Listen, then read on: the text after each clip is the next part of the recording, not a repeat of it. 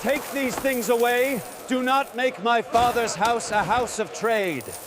मसीह में भाइयों और बहनों, आज कोई साधारण रविवार नहीं है। हम रोम के गिरजाघर लैटर्न बेसिलिका के अभिषेक दिवस का जश्न मना रहे हैं, जो पूरे चर्च की एकता का स्रोत और प्रतीक है। सदियों पहले सम्राट कॉन्स्टेंटाइन ने यह पवित्र स्थान, वह चर्च जहां पीढ़ियों ने अपनी प्रार्थनाएं, अपना दर्द, अपनी स्तुति अर्पित की है, दिया था। लेकिन आज का पर्व हमें भव्य पत्थरों और झिलमिलाते मोज़ाइक से परे देखने के लिए प्रेरित करता है। यह चर्च को एक इमारत के रूप में नहीं, बल्कि मसीह के जीवित शरीर के रूप में देखने का है, जिसमें हम में से प्रत्येक जीवित पत्थर है। जब हम पवित्र शास्त्र सुनते हैं, यहेजकेल जीवन की एक नदी की कल्पना करता है। संत पौलुस घोषणा करते हैं, तुम परमेश्वर के मंदिर हो और यीशु मंदिर को शुद्ध करते हैं। तो हमें यह पूछने के लिए आमंत्रित किया जाता है, परमेश्वर का निवास स्थान होने का क्या अर्थ है? अनुग्रह की नदी के लिए हमारा आंतरिक मंदिर कितना खुला है? हमें क्या करना चाहिए ताकि परमेश्वर की आत्मा हमारे भीतर गहराई से अधिक पूर्ण और अधिक मुक्त रूप से निवास कर सके? यहेजकेल ने मंदिर से एक नदी बहती देखी, जो गहरी और चौड़ी होती जा रही थी, और जहां भी बहती थी, जीवन लाती थी। पानी बंजर बंजर भूमि को बाग में बदल देता था, सूखी धरती को उपजाऊ बगीचे में। मेरे दोस्तों, ईश्वर की कृपा पत्थर और रंगीन कांच के पीछे बंद नहीं है। यह एक ऐसी नदी है जो बाहर की ओर बहने के लिए बनी है, जीवन को ताज़ा करती है, परिवारों को पुनर्स्थापित करती है, यहाँ तक कि घावों से भरी दुनिया को भी नया बनाती है। जब हम इस नदी को अपने भीतर बहने देते हैं, तो हम ईश्वर की उपचारात्मक कृपा की सहायक नदियाँ बन जाते हैं। संत पौल हमें याद दिलाते हैं, तुम ईश्वर के मंदिर हो, ईश्वर की आत्मा तुम में वास करती है। चर्च संगमरमर के पत्थर से नहीं तराशा गया है, बल्कि प्रेम से जलते हुए हृदयों से निर्मित है। क्षमा का प्रत्येक कार्य, दया का प्रत्येक शब्द, दया का प्रत्येक भाव मसीह की नींव पर एक जीवित पत्थर रखता है। लेकिन जब हम अपने हृदय बंद कर लेते हैं, गरीबों की उपेक्षा करते हैं या केवल अपनी ही पूजा करते हैं, तो मंदिर डगमगाने लगता है और इमारत टूट जाती है। हेनरी नूवेन ने एक बार एक खंडहर हो चुके चर्च के बारे में बताया था, जिसे उसके इतिहास के लिए नहीं, बल्कि एक भूले बिसरे गांव के लिए आशा की किरण के रूप में पुनर्निर्मित किया गया था।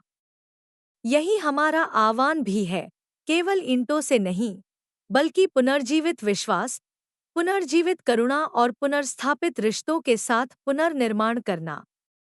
सुसमाचार में यीशु मंदिर में प्रवेश करते हैं और जो कुछ भी उनका नहीं है, उसे हटा देते हैं। वह पवित्र क्रोध से मेजें पलट देते हैं, इन्हें हटा दो, मेरे पिता के घर को व्यापार का घर मत बनाओ। यीशु विशाल मंदिर की निंदा नहीं कर रहे हैं, बल्कि वह हृदयों को शुद्ध कर रहे हैं। पवित्र स्थान लाभ या राजनीति के लिए नहीं होते, वे पूजा, आश्चर्य और परिवर्तन के लिए होते हैं। और मसीह स्वयं नया, जीवित मंदिर बन जाते हैं। हमारे बीच निवास करने वाले ईश्वर हम में से प्रत्येक को आत्मा के मंदिर बनने के लिए आमंत्रित करते हैं। लेकिन हम अपनी दुनिया में जो देखते हैं, उसे नजरअंदाज नहीं कर सकते। मंदिर तनाव के रंगमंच बन सकते हैं। यरूशलेम में मंदिर पर्वत, अयोध्या में राम जन्मभूमि या तुर्की में हागिया सोफिया कैथेड्रल जैसे पवित्र स्थान, ये सभी युद्धभूमि, प्रतिद्वंद्विता, परिवर्तन और विभाजन के प्रतीक बन गए हैं। जीवित आत्माएं और पवित्रता खोखली हो गई है। इन कहानियों से हमें न्याय की ओर नहीं, बल्कि प्रार्थना की ओर ले चलें। आइए हम सभी लोगों के बीच शांति की तलाश करें और हर व्यक्ति में पवित्र भूमि का एक अंश देखें। और हम अपने चर्च की चुनौती से अपनी आंखें नहीं मूंद सकते। पूरे यूरोप में कभी भव्य चर्च वीरान पड़े हैं, कुछ तो बार या नाइट क्लब में भी बदल गए हैं।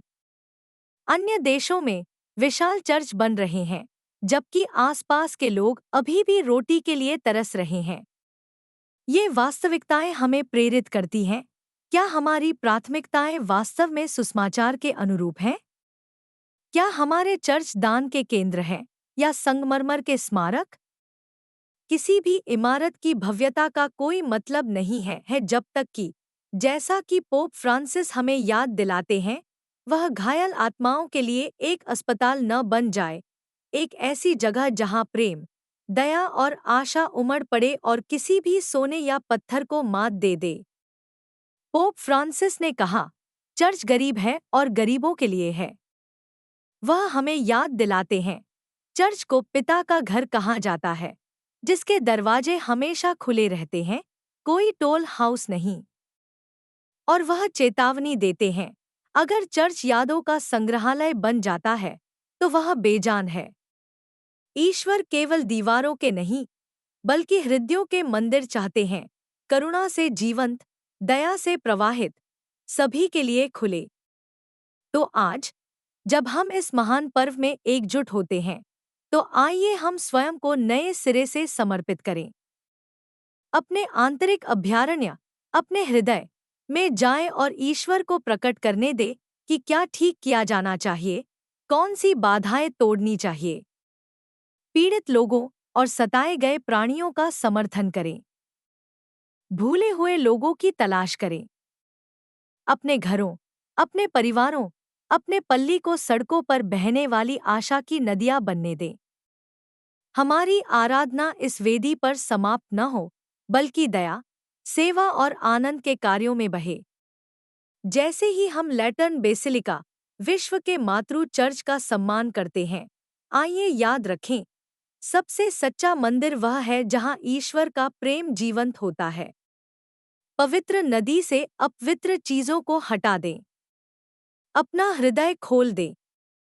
हर दरार से अनुग्रह बहने दे, तब हम जीवित ईश्वर के जीवित मंदिर होंगे।